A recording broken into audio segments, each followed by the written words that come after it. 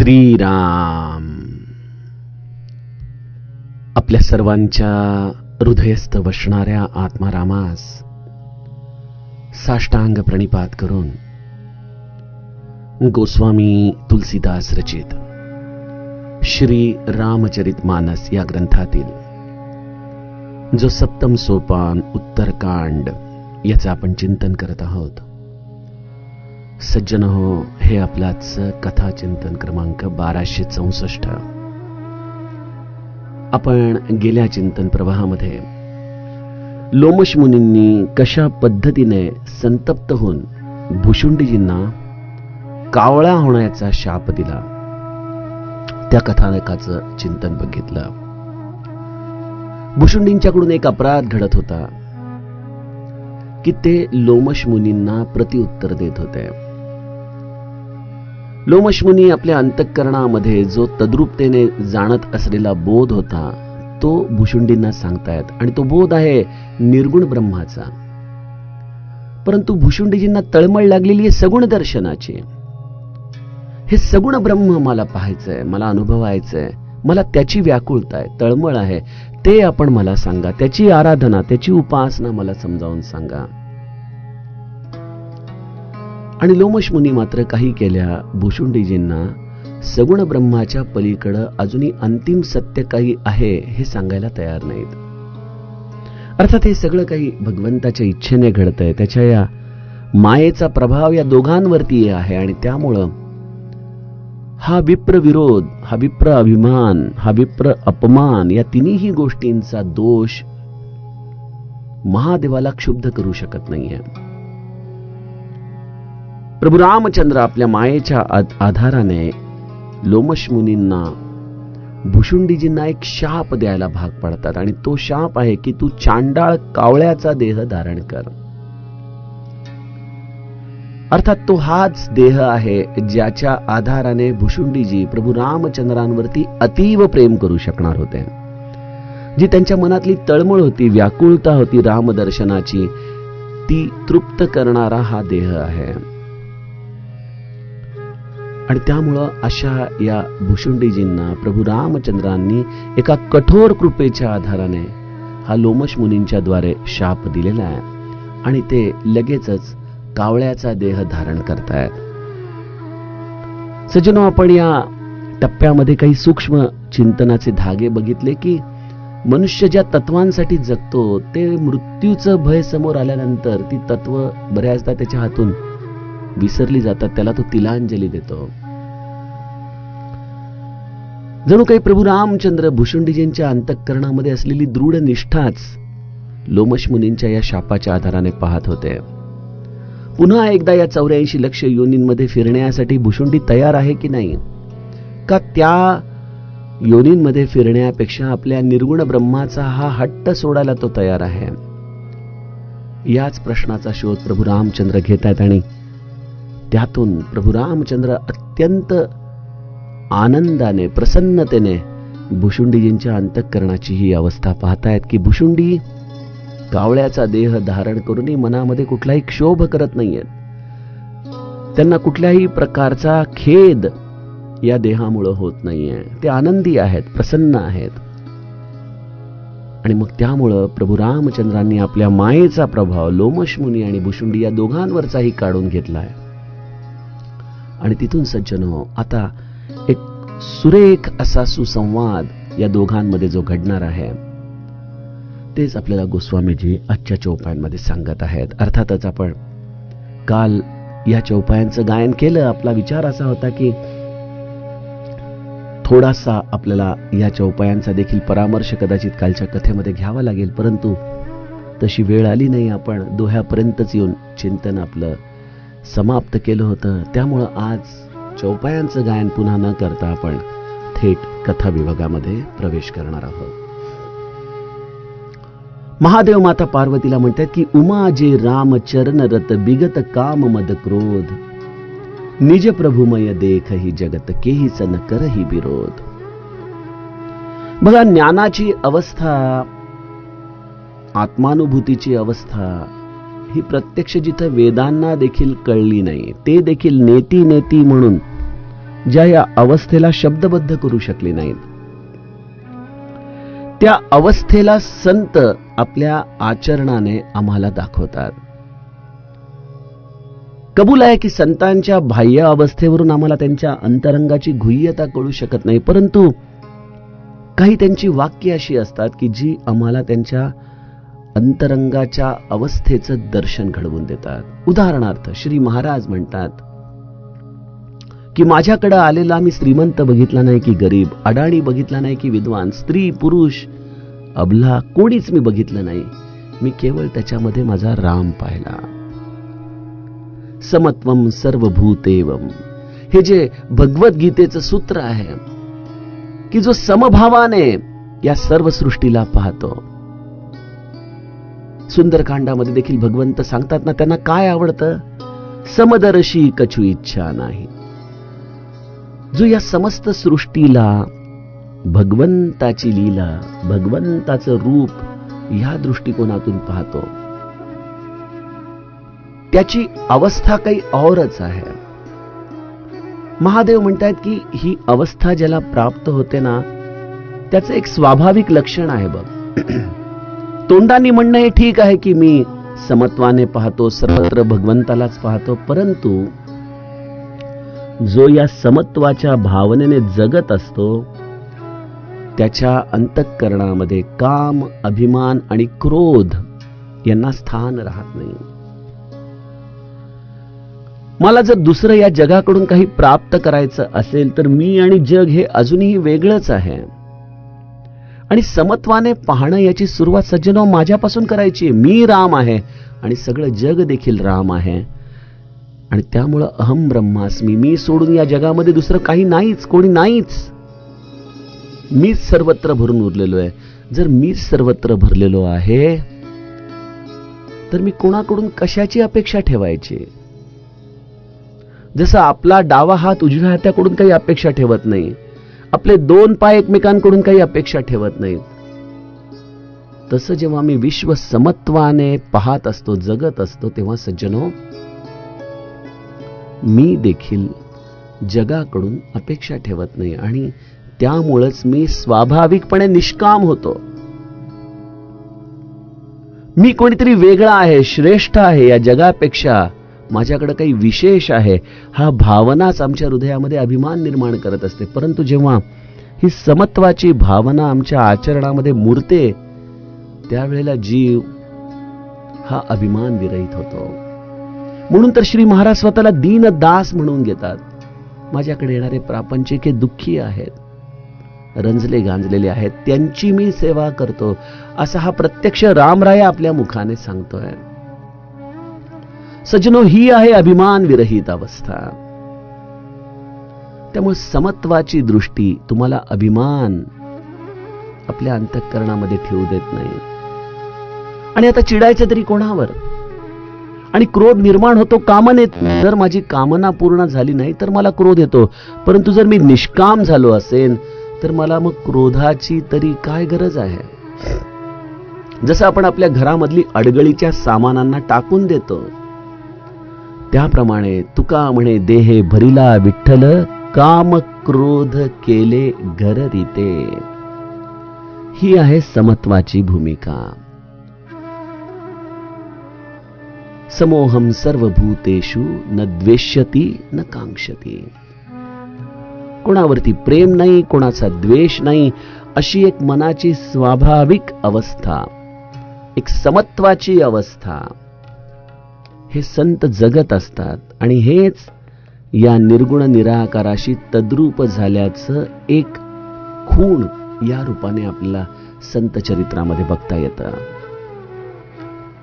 काकभुशुंडींच्या हृदयामध्ये देखील तो समत्वाचा भाव आहे. त्यामुळे त्यांना लोमश मुनींच्याकडून लौकिक काही नकोय.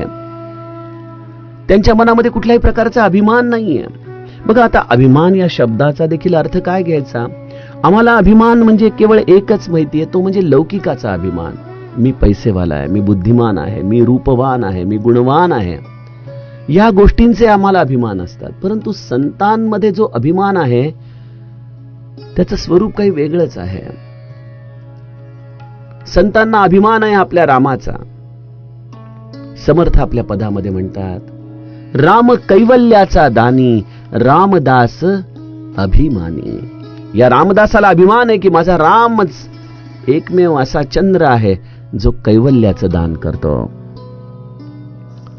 असं हे रामाचं रूप, त्याचा अभिमान माझ्या हृदयामध्ये आहे. सज्जनो, त्यामुळे हा लौकिक अभिमानापेक्षा भगवंताच्या महालामध्ये, भगवंताच्या सेवेमध्ये रुजू होणारा अभिमान आहे. बघा, असा अभिमान आम्हा सामान्यांना देखील आपल्या हृदयात घट्ट धरलाच पाहिजे. माझं कोण आहे? माझा राम आहे. आणि ज्याचा राम त्याच्या पाठीशी आहे त्याला काय घाबरायची गरज आहे? हे आम्हाला आमच्या हृदयामध्ये कुठेतरी कोरून ठेवलं पाहिजे. त्यामुळं अभिमान या शब्दाची संकल्पना आपल्याला नीट समजून घेतली पाहिजे. अशा या भुशुंडीजींच्या आचरणामध्ये हे आत्मानुभूतीचं सर्व अवस्था अगदी रोमारोमामध्ये भिनल्या आहेत. आणि त्यामुळे या तिन्ही गुणांनी विरहित होऊन भुशुंडीजी गरुडाला म्हणतायत की सुनु खगेस नाही कचुरीशी दूषण, उर प्रेरक रघुबंस विभूषण. मला हृदयामध्ये कुठलाही अभिमान नव्हता. ठीक आहे, मला रामाचं सगुण दर्शन हवंय आणि मी त्याच्याविषयी आग्रही होतो, परंतु हे लौकिक अभिमानापेक्षा परे आहे. मला लोमश ऋषींच्याकडून कुठल्याही प्रकारचा लौकिक नको होता आणि त्यामुळं माझ्यामध्ये काम नव्हता. आणि स्वाभाविकच त्यांनी मला जेव्हा शाप दिला त्यामुळं निष्काम अवस्थेमध्ये माझ्या हृदयात क्रोध देखील निर्माण झाला नाही. मला ऋषींचा कुठल्याही प्रकारचा क्रोध आला नाही, कारण मला अंतरंगामध्ये एक कळत होतं की हे सगळं काही त्या भगवंताच्या इच्छेने घडतंय. त्यामध्ये ऋषींचा काहीही दोष नाही. सज्जनो, जीवन जगण्याचं किती सुंदर सूत्र आहे होय. आम्ही आमचं आयुष्य हे सतत कोणावर तरी खापर फोडण्यामध्ये घालवत असतो. बघा, बहुतांश लोक हे आपल्या अपयशासाठी कोणाला तरी बळीचा बकरा करत असतात, ज्याला इंग्लिशमध्ये स्केपगोट म्हणतो आपण. त्या पद्धतीने अरे आम्ही पण हे केलं असतं रे, पण काय करायचं, आमच्या वेळेला ते नव्हतं ना, किंवा अमुक अमुक व्यक्तीने मला हा त्रास दिला ना, किंवा अमुक अमुक गोष्ट माझ्या सहाय्याला आली नाही ना. अशा पद्धतीने आम्ही बऱ्याचदा अशा काही सोयीच्या गोष्टी आमच्या जवळ ठेवलेल्या असतात आणि या सगळ्या गोष्टींच्या आधाराने आपण जगाकडून सहानुभूती मिळवण्याचा प्रयत्न करत असतो. कधी कधी या सगळ्यांमध्ये कल्पना विलास देखील असतो. तशी गोष्ट कधी घडलीच नसते, ती वस्तुस्थितीपेक्षा फार वेगळी असते, परंतु आपण आपल्या कल्पनेच्या आधाराने एक साम्राज्य मांडतो, एक कथा तयार करतो आणि त्या कथेच्या आधाराने स्वतःच्याच मनाला थोडासा विश्राम देण्याचा प्रयत्न करत असतो. खरोखर ह्या सगळ्या कल्पना आहेत ज्या मला रामापासून लांब ठेवतात. मना कल्पना कल्पिता कल्पकोटी, नवे रे नवे सर्वथा राम भेटी. कदापि आम्हाला राम भेटू शकणार नाही जोपर्यंत आम्ही या अशा माईक कल्पनांच्या जाळ्यांमध्ये खेळत असतो. मग हे तोडायचं कसं जाळ? मला आठवतं बऱ्याच वर्षापूर्वी 93-94 मध्ये मी तो एक ऋषी प्रभाकर यांचा सिद्ध समाधी योग नावाचा मेडिटेशन कोर्स होता, त्याला गेलो होतो. त्याची काही प्रिन्सिपल्स आपल्या महाराजांच्या तत्वज्ञानाला अगदी अनुकूल होती आणि मला ती कुठेतरी मनामध्ये खूणगाठ करून गेली आणि त्यामुळेच कदाचित आयुष्याला एक दिशा देखील मिळाली माझ्या. त्यामध्ये एक प्रिन्सिपल होतं त्यांचं, टेक रिस्पॉन्सिबिलिटी. आपल्या जीवनामध्ये आपण जे काही आहोत त्यामध्ये केवळ आणि केवळ मी एकटाच जबाबदार आहे, याला कोणीही दुसरा दोषी नाही. ही जर भूमिका तुम्ही स्वीकारू शकला तर पहिली गोष्ट होती, तुम्ही या कल्पनांच्या भ्रामक जाळ्यातून बाहेर येता की मी पण झालो असतो असा, पण काय करू, त्यांनी असं केलं नाही. दुसरी गोष्ट आहे की आपल्या अपयशाचं खापर आपण परिस्थितीवरती फोडण्यापेक्षा या टेक रिस्पॉन्सिबिलिटी नावाच्या सूत्राच्या आधाराने आपण अंतर्मुख होतो की अरे मी अजूनही कुठं सुधारणा करू शकतो, नेमकं माझं कुठं अपयश आलेलं आहे, काय मला सुधारणा माझ्या स्वतःमध्ये केली पाहिजे. आणि सज्जनो, अशा पद्धतीने जो अंतर्मुख होतो, जो इंट्रोस्पेक्ट करतो स्वतःला, त्याला यश मिळण्याची शक्यता ही खूप जास्त असते.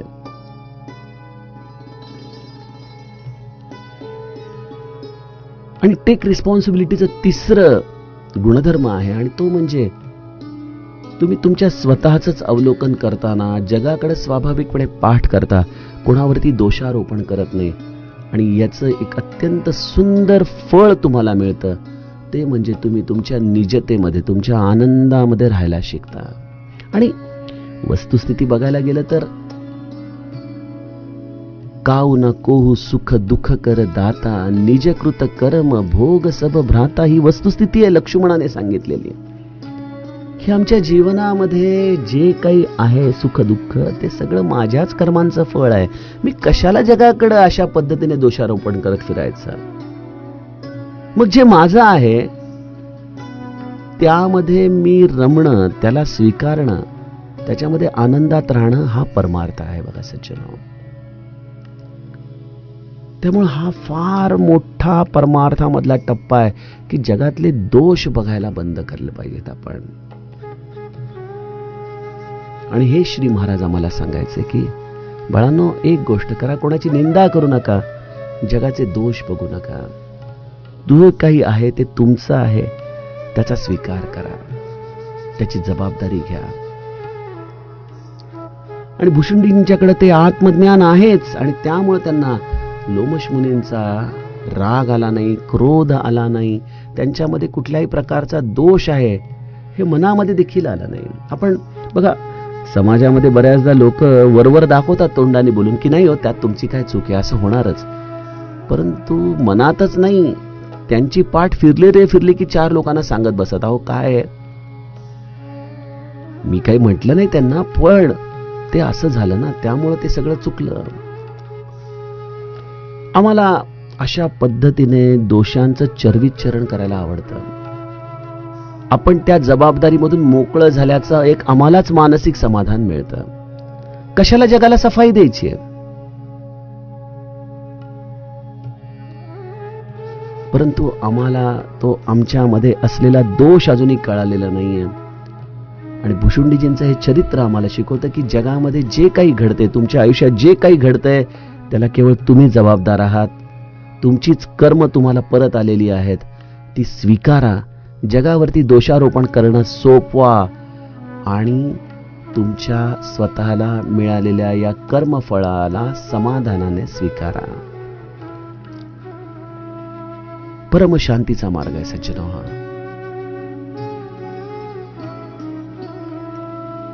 आणि मग अशा रीतीने जेव्हा तुम्ही शांती ब्रह्म होता, तेव्हा तुमच्यावरती मायेचा प्रभाव देखील पडू शकत नाही. बघा, रामाने माये पसरवली आणि रामाने माया काढून घेतली.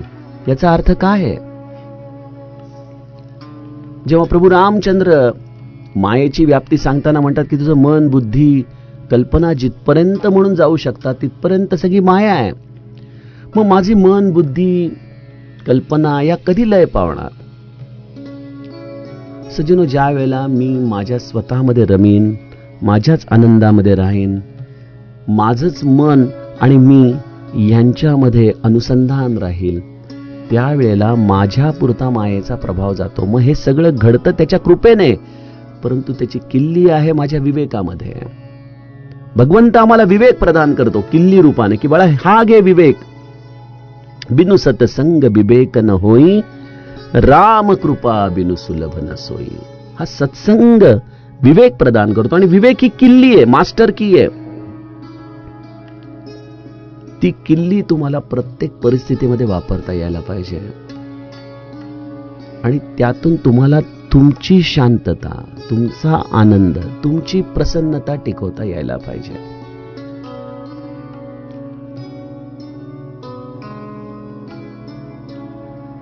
प्रभू रामचंद्र माया काढून घेतात आणि मायेमध्ये घालतात.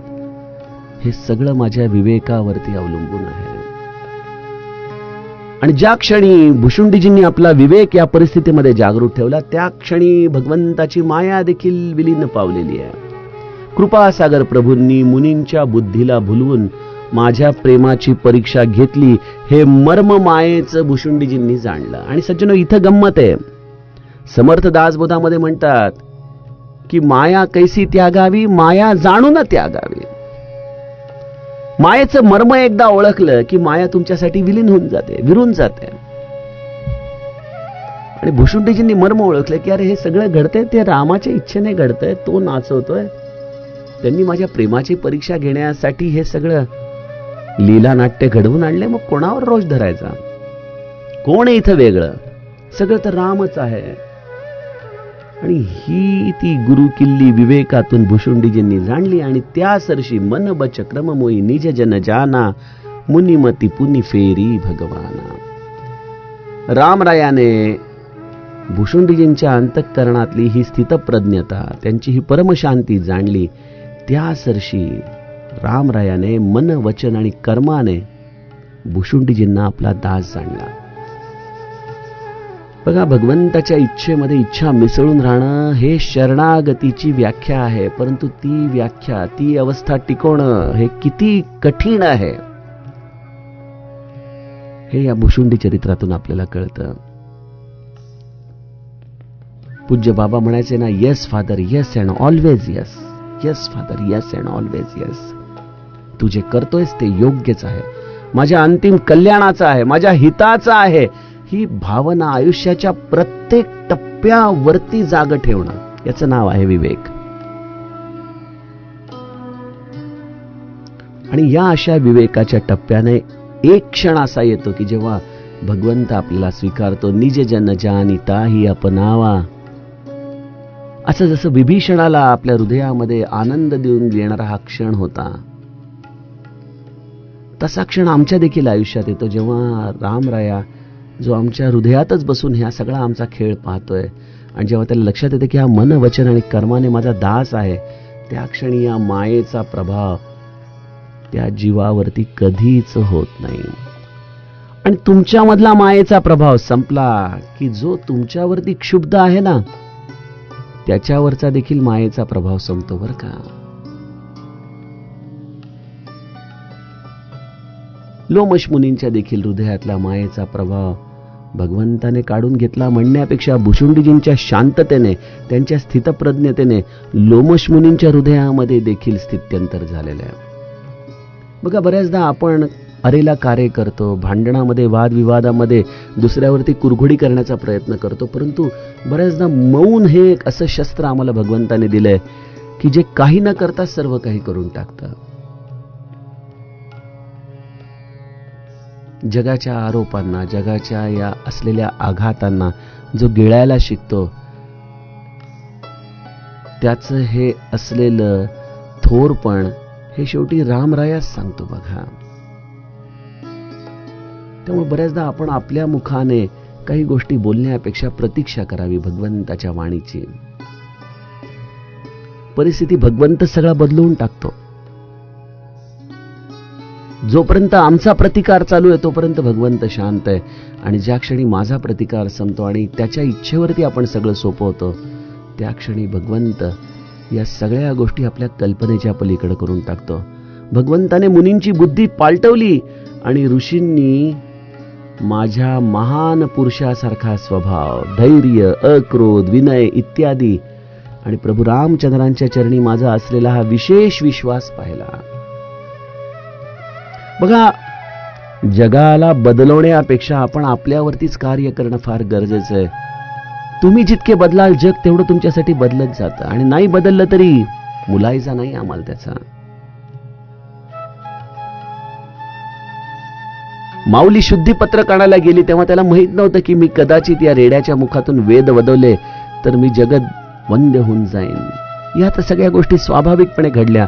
परंतु त्यामागे होती निवृत्ती महाराजांची गुरुकृपा, त्यामागे होती माऊलीची असलेली साधना, तितिक्षा, जबाबदारी घेण्याची वृत्ती. या सगळ्या गोष्टींमुळे माऊलीमध्ये रोमारोमामध्ये तो परमार्थ मुरला होता. मग तो केवळ एक क्षण आला.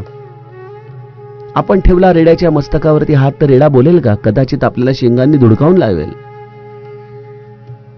परंतु माऊलीच्या साठी तो बोलला. याचं कारण सज्जनो, त्या भगवंतानेच, अर्थात माऊलीच भगवंत आहे, त्या भगवंतानेच हे सगळं काही घडवून आणलं माऊलीच्या तितिक्षेचं फळ देण्यासाठी. इथे देखील भुशुंडीजींनी ज्या पद्धतीने, ज्या धैर्याने लोमश मुनींचा शाप सहन केला, ज्या अक्रोध भावनेने तो त्यांच्या चरणी पुन्हा पुन्हा नतमस्तक झाला, ज्या विनयाने तो वारंवार त्यांच्याशी पृच्छा करतोय, या सगळ्या गोष्टी भुशुंडीजींच्या लोमश मुनींनी पाहिल्या. रामाच्या चरणी असलेला त्यांचा विश्वास पाहिला आणि त्यातून एकच गोष्ट झाली, लोमश मुनींना पश्चाताप झाला. ते दुःख करू लागले की अरे आपण काय करून बसलो.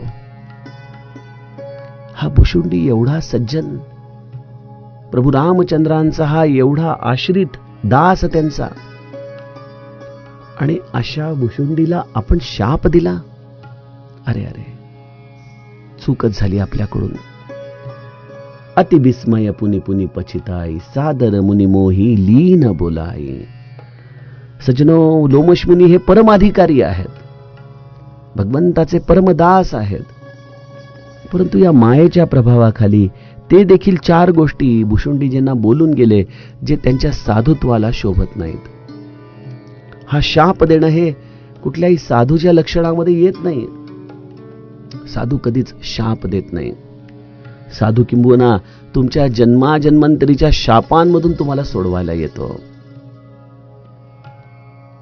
लोमश मुनी स्वतःच मनामध्ये विचार करतात की आपण एवढा क्रोध का केला याच्यावर, आणि ते देखील अशा परम वैष्णव भुशुंडीवरती.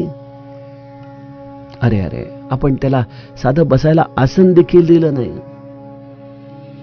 त्यामुळं लोमश मुनींनी अत्यंत आदराने या कावळ्याच्या रूपामध्ये असलेल्या भुशुंडीजींना बोलवून घेतलं आणि त्यांचं अनेक प्रकाराने समाधान केलं. सज्जनो, ज्या समाजाने या भुशुंडीला वेगवेगळ्या पद्धतीने तिरस्कृत केलेलं आहे, वेगवेगळ्या पद्धतीने त्याची हेटाळणी केलेली आहे, तोच समाज भुशुंडीजींच्या या तितिक्षेमुळे त्यांना कशा पद्धतीने आदराने वागवू लागलेलं आहे. केवढं मोठं जीवन जगण्यासाठी रामायण आम्हाला सूत्र देतं की प्रतीक्षा करा, तुम्ही तुमचा सत्य मार्ग सोडू नका, तुम्ही भगवंताची भक्ती सोडू नका. कदाचित तुम्ही करत असलेल्या प्रत्येक गोष्टीतून समाज तुमच्याविषयी गैरसमजच निर्माण करेल, तुमच्याबद्दल संभ्रमच निर्माण करेल. कुठल्याही प्रकारची स्पष्टोक्ती देण्याच्या भानगडीत पडू नका. तुम्ही केवळ तुमचं आसन, तुमचं साधन आणि तुम्हाला गुरूंच्या दिलेल्या या नामावरती विश्वास ठेवून जगायचंय. बघा, हो यही सोई जो राम रची राखा, को करी तर्क बढावे साखा. अशा पद्धतीने तुम्ही तुमच्या नामामध्ये, तुमच्या साधनेमध्ये राहा आणि बघा जगामध्ये कशा पद्धतीने बदल घडू लागतात. बघा, लंकिनी देखील हनुमंताला पहिल्यांदा चोरच म्हणते. लंकिनी देखील हनुमंताला थांबवून त्याला मारण्याचा प्रयत्न करते. हनुमंत आपलं कार्य अत्यंत नियमाने करतोय. लंकिनीला जणू काही तो तिच्या पूर्वाश्रमीचा मिळालेला शापाची आठवण करून देतोय आणि ज्या क्षणी लंकिनी बदलते त्या क्षणी लंकिनीच्या मुखातून काय अमृत वचन बाहेर पडतात. प्रबिसी नगर की जय सब काजा, हृदय राखी कौसलपुर राजा, गरल सुधा रिपु करहि मिताई, गोपद सिंधु अनल सितलाई, गरुड सुमेरु रेणु समताही, राम कृपा करी चितवा जाही.